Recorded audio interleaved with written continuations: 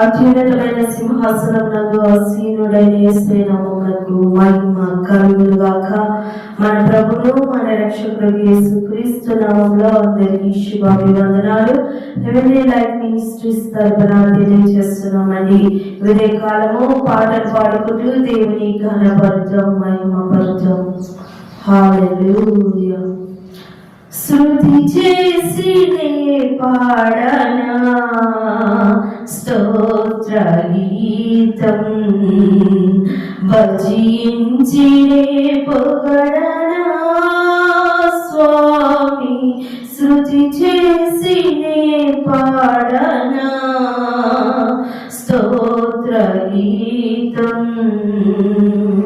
హల్లెలూయా హల్లెలూయా హల్లెలూయా హల్లెలూయా హల్లెలూయా హల్లెలూయా హల్లెలూయా హల్లెలూయా హల్లెలూయా హల్లెలూయా. శృతి చేసి నే పాడనా స్తోత్ర గీతం. దానియేలును సింహపు బోలులో కాపాడినది నీవే కదా. దానియేలును సింహపు బోలులో కాపాడినది నీవే కదా. జల ప్రళయములో నోవాను కాచిన, జల ప్రళయములో నోవాను కాచిన బలవంతుడవు నీవే కదా. నీవే కదా, నీవే కదా. హల్లెలూయా హల్లెలూయా హల్లెలూయా హల్లెలూయా హల్లెలూయా హల్లెలూయా హల్లెలూయా హల్లెలూయా హల్లెలూయా. శృతి చేసి నే పాడనా స్తోత్ర గీతం, భజించి నే పొగడనా స్వామి. శృతి చేసి నే పాడనా స్తోత్ర గీతం. హల్లెలూయా. కాలము మన కొరకు మరి దేవుని వాక్యము వాగ్దానము మనము విందామండి. హల్లెలూయా. దేవుని నామము మహిమపరచబడును గాక.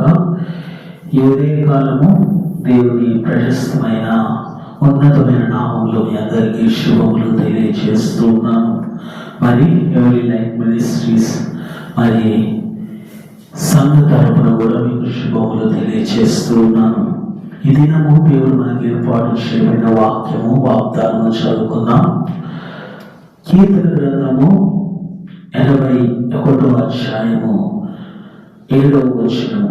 ఆమె ఏమని రాయబడి ఉంది అంటే, ఆపత్కాలమందు నీవు మొర్రపెట్టగా నేను నిన్ను విడిపించితిని, ఉరుము తాకు చోటులోకి నీకు ఉత్తరమిచ్చితిని. ఆమె హల్లెలూయా. ఆపత్కాలమందు నేను మొర్రపెట్టగా. చెప్పండి, ఎప్పుడు మొర్రపెట్టాడంట దావీదు? ఆపత్కాలములో మొర్రపెట్టాడంట. హల్లెలూయా. ఒకసారి గమనించండి మీరు, ఈ కీర్తన కారుని ఈ ఆపత్కాలం అనే మాట గురించి చాలాసార్లు మాట్లాడుతూ ఉన్నాడు. ఒకసారి మనము కొన్ని వాక్యాలు చదువుదాం. ఆపత్కాలం అనే మాట గురించి కొన్ని వాక్యాలు చదువుదాం. అందులో ఈ మాట నేను చాలా ఇష్టంగా చాలా గొప్పగా భావిస్తాను. చూద్దాం. 86వ కీర్తన 7వ వచనంలో ఏమనుందంటే, నీవు నాకు ఉత్తరమిచ్చువాడు కనుక నా ఆపత్కాలమందు నేను నీకు మొర్రపెట్టేదను. ఆమేన్. హల్లెలూయా.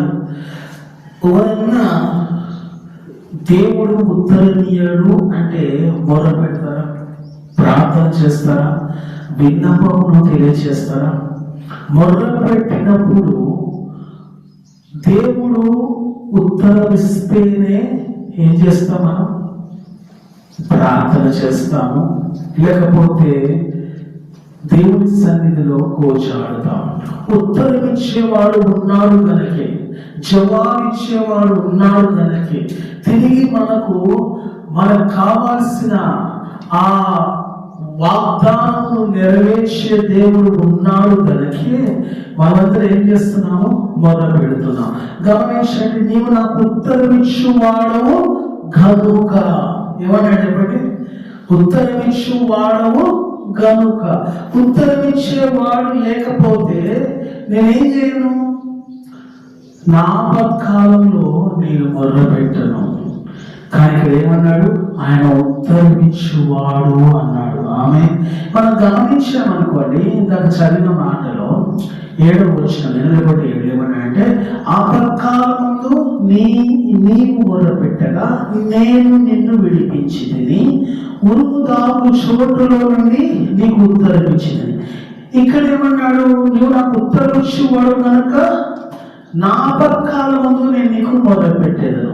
మొదటి వర్షం ఏమో ఆపత్కాలంలో నువ్వు నాకు మొర్ర పెట్టుము, నేను నీకు ఉత్తరమిస్తాను. కానీ 86వ వచనం అంటే, నువ్వు నాకు ఉత్తరమిచ్చువాడు కనుక నేను నీకు మొర్ర పెడతాను. హల్లెలూయా. చూడండి, రెండు కోయిన్సిడెన్స్ గా ఉంటాయి, చాలా దగ్గరగా అంటే సమీపంగా ఉంటాయి. ఒకటేమో దేవుడు ఏమంటున్నాడు? ఆపత్కాలంలో నువ్వు నాకు మొర్ర పెట్టు, నేను నీకు ఉత్తరమిస్తాను. ఉరుము దాగు చోటులో నుండి నేను ఏం చేస్తాను? జవాబునిస్తాను అంటున్నాడు. విడిపించేదను, జవాబు దయచేస్తాను. కానీ 86వ కీర్తనాడు, నువ్వు నాకు ఉత్తరం ఇస్తున్నావు, అందుకే నేను మొర్ర పెడుతున్నాను, అందుకే నేను ప్రార్థన చేస్తున్నాను అన్నాడు. ఆమె హల్లెలూయా. ఇప్పుడు దేవుడు ఒక మాట మాట్లాడుతున్నాడు. చూడండి, ఈ వచనం చూడండి, ఇంకా బాగుంటుంది. ఏమన్నాడంటే 2 సమూయేలు 22:19. హల్లెలూయా. ఆపత్కాలమందు నా మీదికి రాగా యెహోవా నన్ను ఆదుకొనెను, విశాలమైన స్థలమునకు నన్ను తోడుకొని వచ్చెను. ఆమె ఆపత్కాలమందు దేవుడు ఉత్తరమిస్తాడు. ఎలా ఉత్తరమిస్తాడు అంటే, ఈ విధంగా ఉత్తరమిస్తాడంట. అంటే ఆదుకుంటాడు. ఆమె ఏం చేస్తాడు? మొదటిగా దేవుడు ఆపత్కాలమందు నువ్వు మొదలుపెట్టినప్పుడు దేవుడు ఉత్తరమిస్తాడు. ఆ ఉత్తరానికి వచ్చిన ఆ ఉత్తరము, దానివల్ల వచ్చిన ప్రయోజనం ఏంటి, దానివల్ల వచ్చిన మేలు ఏంటి అంటే ఆదుకోవటం. నువ్వు ఆపత్కాలంలో ఉన్నావు, దేవుడు వచ్చి నిన్ను ఆదుకున్నాడు. మొదటిగా ఏం చేశాడు చెప్పండి? ఆదుకోవటం. చెప్పండి అందరూ, ఆదుకోవటం. ఏమన్నాడు అక్కడ? ఆయన విశాల స్థలమునకు నన్ను తోడుకొని వచ్చును. అంటే ఆపత్కాలంలో ఎక్కడున్నట్టు? నువ్వు ఇరుకైన స్థలంలో, నీవు ఆపత్కాలంలో ఎక్కడున్నట్టు? బంధింపబడిన స్థలంలో, సంఖ్యలతో ఉన్న స్థలంలో ఉన్నావు. కానీ దేవుడు ఏం చేస్తున్నాడు? ఆ ఇరుకైన బంధకాలు కలిగిన సంఖ్యలతో ఉన్న ఆ స్థలము నుండి నిన్ను దేవుడు విడిపించి విశాలమైన స్థలముకు తోడుకొని వస్తానంటున్నాడు. ఆమేన్. హల్లెలూయా. మరొక మాట మీకు నేను చదివిస్తాను. చూడండి, కీర్తన 9:9 చాలా అద్భుతమైన మాట. నలిగిన వారికి తాను మహాదుర్గముగాను, ఆపత్కాలంలో వారికి మహాదుర్గముగా ఉండును. ఆమేన్. హల్లెలూయా. ఈ వచనము నీ హృదయం నలిగిపోయి ఉంది. ఎలా ఉంది? నీ హృదయము చాలా నలిగిపోయి ఉంది. నలిగిపోయిన హృదయంతో ఉన్నప్పుడు దేవుడు నీకు మహాదుర్గముగా ఉంటాడంట. ఆపత్కాలంలో ఆయన నీకు మహాదుర్గముగా ఉంటాడంట. హల్లెలూయా. గమనించండి, ఇక్కడ మనం ఎప్పుడైతే ఈ ఆపత్కాల పరిస్థితుల్లో ఉంటామో దాన్ని బట్టి హృదయం నలిగిపోతూ ఉంటుంది. నలిగిన హృదయంతో ఉన్నవాడు ఆపత్కాలంలో ఉన్నట్టు కాదు. ఆపత్కాలంలో ఉన్నవాడు వాని హృదయం నలిగినట్టు. హల్లెలూయా. నేను ఆపత్కాలంలో ఉన్నా కాబట్టి నా హృదయం ఏమైపోయింది? నలిగిన హృదయముగా మార్చబడింది. దాన్ని బట్టి దేవుడు ఏమంటాడంటే, నువ్వు ఆపత్కాలంలో ఉన్నావు కాబట్టి నేను నీకు మహాదుర్గముగా ఉంటాను. ఆమేన్. మహాదుర్గముగా. చూడండి, ఇప్పుడు మనం చూస్తూ ఉంటాం పెద్ద పెద్ద స్టాచ్యూస్, దాని ఇంగ్లీష్ లో స్టాచ్యూస్ అంటారు. దుర్గాలు అంటే పెద్ద పెద్ద ఏమంటారు, ఎత్తైనవిగా ఉంటాయి. అవి చూసినప్పుడు అబ్బా ఎంత పెద్దగా ఉన్నాయి, ఎంత ఏమంటారు భీకరంగా భయంకరంగా ఉన్నాయి అనుకుంటా. వాటిని చూసినప్పుడు వాటి కింద నుంచి ఉంటే మనకు ఒక ఏమంటారు ధైర్యమును, ఒక గొప్ప ఏమంటారు నెమ్మదిని కలుగు చేస్తూ ఉంటుంది. అలాగే దేవుడు దుర్గముగా ఉంటానంటున్నాడు. ఆయన ఎదుట, నీ ఎదుట నిలబడతాడు. ఆపత్కాలంలో నీ ఎదుట నిలబడతాడు ఆయన మహాదుర్గముగా. ఆమేన్. మనందరికి తెలిసిన వాక్యం ఈ వాక్యం. చూడండి 20 కీర్తన 1వ వచనం. ఆపత్కాలమందు యెహోవా నీకు ఉత్తరమిచ్చును గాక, యాకోబు దేవుని నామము నిన్ను ఉద్ధరించును గాక. ఆమేన్. ఏంటంట? నీకు ఉద్ధరించును గాక, నిన్ను ఉద్ధరించును గాక. తర్వాత మాట చదువుతున్నాను 27:5. ఆపత్కాలమున ఆయన తన పర్ణశాలలో నన్ను దాచును, తన గుడారపు మాటలు నన్ను దాచును, ఆశ్రయ దుర్గం మీద ఆయన నన్ను ఎక్కించును. ఆమేన్. హల్లెలూయా. ఇప్పుడు దేవుడు ఏమంటే, నువ్వు ఆపత్కాలంలో ఉంటే నేను నా పర్ణశాలలో నిన్ను దాచిపెడతాను, నా గుడారపు మాటలో నిన్ను దాచిపెడతాను అంటున్నాడు. నీకు ఎక్కడ ఆశ్రయం లేదు, నీకు ఎక్కడ సరి అయిన నీడ లేదు, సరి అయిన ఏమంటారు భద్రత లేదు. దేవుడు ఏమన్నాడంటే, నేను నీకు ఏం చేస్తాను, ఒక పర్ణశాలలో నిన్ను నేను దాచిపెడతాను, ఒక గుడారము మాటున నేను నిన్ను దాచిపెడతాను. ఎవరికి కనపడకుండా, ఎవరికి నీవు ఏమంటారు బయలుపరచబడకుండా, ఎవరు నిన్ను పట్టుకోకుండా, ఎవరు నిన్ను కనుక్కోకుండా ఒక పర్ణశాలలో, ఒక గుడారములో నేను నిన్ను దాచిపెడతానని అంటున్నాడు. ఆపత్కాల సమయంలో దేవుడు నీకు తన పర్ణశాలను దాచి ఉంచేవాడు దేవుడు. ఆమేన్. హల్లెలూయా. మరొక వాక్యం ఏ విధంగా అంటున్నాడు చూడండి, దేవుడు మనకు ఆశ్రయమును దుర్గమునై ఉన్నాడు, ఆపత్కాలములలో ఆయన నమ్ముకొనదగిన సహాయకుడు. ఆమేన్. ఆపత్కాలంలో మనం చాలా మంది సహాయం కోరుతూ ఉంటాం. ప్రభుత్వం, అధికారులు, మంత్రులు, లేకపోతే తెలిసిన బంధుమిత్రులు, స్నేహితులు, ఇరుగు పొరుగు వారు, మన సంబంధించిన కుటుంబం, ఎవరో సహాయం కోరుతాం. వారు నమ్మదగిన వారు కాదు, నమ్ముకోదగిన వారు కాదు. ఆపత్కాలములలో ఈ మానవుల సహాయము, మానవుల ఏమంటారు ఇచ్చే ఆ సహాయము ఎన్నడూ నమ్మదగినది కాదు. కానీ ఇక్కడ ఏమంటే, ఆపత్కాలంలో ఆయన మనకు నమ్మదగిన సహాయకుడుగా ఉంటాడు. ఆమె ఎవరి సహాయం నీకు అందకపోయినా, ఎవరి సహాయం నువ్వు పొందుకోకపోయినా, ఎవరి సహాయం నీకు అనుగ్రహించబడకపోయినా, కానీ మన దేవుడు ఆయన నమ్మదగిన సహాయకుడుగా మన పట్ల కలిగి ఉన్నాడు ఆయన. ఆమేన్. హల్లెలూయా. చూడండి ఎన్ని మాటలు రాయబడ్డాయో.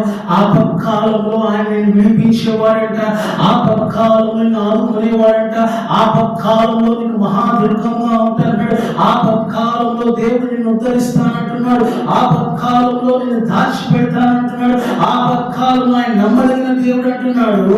ఇక్కడ ఏమంటున్నాడు చూడండి, చివరిగా ఏమన్నాడు, ఆపత్కాలంలో నన్ను కూర్చి పెట్టము, నేను విడిపించదను, నీవు నన్ను మహిమపరచెదవు. ఆమేన్. హల్లెలూయా. చివరిగా మనం ఏం చేయాలంట చెప్పండి, మహిమపరిచేవారుగా ఉండాలి. ఎవరైతే నిన్ను నీకు విడుదలిచ్చారో, ఎవరైతే నిన్ను విమోచించారో, ఎవరైతే నిన్ను దాచిపెట్టారో, ఎవరైతే నిన్ను ఆదుకున్నారో, ఎవరైతే విశాల స్థలంలో తోడుకొచ్చి నిన్ను నిలబెట్టారో, ఎవరైతే నీకు కావాల్సిన ఆశ్రయం ఇచ్చారో, ఎవరైతే నీకు కావాల్సిన మహాదుర్గ ఎవరైతే నీకు నమ్మదగిన సహాయాన్ని అందించారో, ఎవరైతే నిన్ను విడిపించి నీకు విమోచన కలగ చేశారో ఆ దేవుణ్ణి నీవు నేను మహిమపరచాలి. ఆమె ఆపత్కాలంలో నుంచి దేవుడు దావీదును విడిపిస్తే, దావీదు కీర్తన 18వ అధ్యాయం అంటాడు, ఏమంటాడంటే దేవుడు నన్ను విడిపించాడు, ఆమె నేను ఆయనకి కృతజ్ఞతాస్తుతులు చెల్లిస్తున్నాను అంటాడు. ఒకసారి కీర్తన 18వ అధ్యాయంలో ఒక మాట నేను చదువుతాను, చాలా శ్రేష్టమైన మాట అది.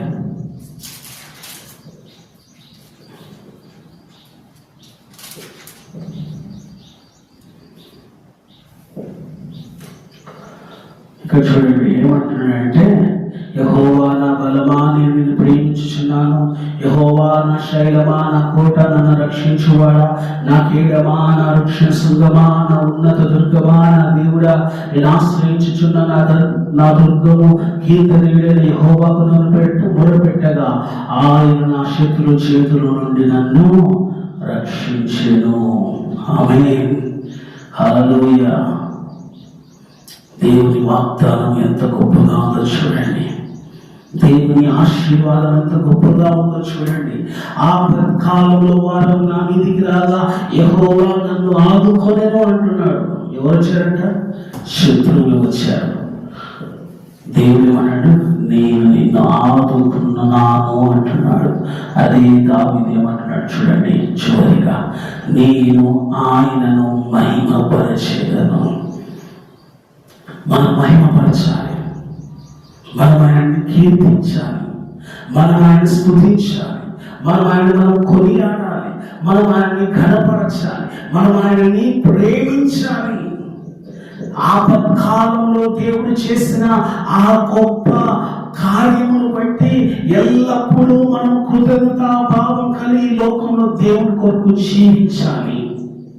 కాబట్టి ప్రియమైన దేవుని సంగమా, యోగే కాలము నీవు కూడా ఆపత్కాల సంబంధమైన జీవితంతో జీవిస్తూ ఉంటే దేవుడు నిన్ను విడిపిస్తాడు, దేవుడు నిన్ను ఆదుకుంటాడు, దేవుడు నిన్ను దాచిపెడతాడు, దేవుడికి ఆశ్రయంగా ఉంటాడు, దేవుడు నిన్ను విశాల స్థలానికి తోడుకొని వస్తాడు, దేవుడికి కావాల్సిన ఆశీర్వాదాన్ని అనుగ్రహిస్తాడు. భయపడుతూ, దిగులు పడుతూ, చెడియతూ, దేవుడు మన పక్షం ఉండే మన విరోధి ఎవడు మనకి.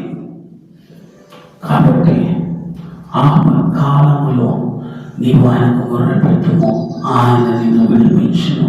దేవుని మాటలను దీవించును గాక. ప్రార్థన చేద్దాం. పరిశుద్ధుడా, మా ప్రియ పరలోకపు తండ్రి, ఈ ఉదయ కాలము మాట్లాడిన వాక్యమును బట్టి, సత్యమును బట్టి, జీవమును బట్టి నీకు వందనాలు. మా జీవితాల్లో ప్రభా ఆపత్కాల పరిస్థితుల్లో నీ సన్నిధిలో మొరపెట్టినప్పుడు నీవు మాకు ఉద్ధరించువాడు, నీవు మమ్మల్ని ఉద్ధరించువాడు, నీవు మమ్మల్ని విడిపించువాడు, నీవు మమ్మల్ని ప్రభా లేవనెత్తువాడు, నీవు మాకు ఆశ్రయమై ఉన్నావు, నీవు మాకు దుర్గమై ఉన్నావు, నీవు మాకు తండ్రి మమ్మల్ని దాచి ఉన్నావు, మమ్మల్ని భద్రపరిచి ఉన్నావు, మా క్షేమాన్ని ఇచ్చి ఉన్నావు తండ్రి. మమ్మల్ని తండ్రి విశాలమైన స్థలానికి తోడుకొని వచ్చి ఉన్నావు తండ్రి. వీటన్నిటిని బట్టి నేను మహిమపరుస్తూ ఉన్నాం, వీటన్నిటిని బట్టి నేను స్తుతిస్తూ ఉన్నాం, వీటన్నిటిని బట్టి నేను ఆరాధిస్తూ ఉన్నాం. అవును బ్రహ్మ, ఎన్నో సార్లు లెక్కలేని సార్లు మమ్మల్ని విడి తప్పించి ఉన్నావు, ఆ లెక్కలేని సార్లు మమ్మల్ని కాపాడి ఉన్నావు. వాటన్నిటి బట్టి నీకు స్తుతులు చెల్లిస్తూ ఉన్నాం, నీ నామాన్ని మహిమపరుస్తూ ఉన్నాం. తండ్రి, నీ కొరకు నమ్మకంగా జీవించడానికి సహాయం చేయండి. నీవు నమ్మదగిన సహాయకుడు అన్నావు. అవును ప్రభా, మాకు అనేకమైన ఆపత్కాల పరిస్థితుల్లో నీవు మాత్రమే నమ్మదగిన సహాయకుడు.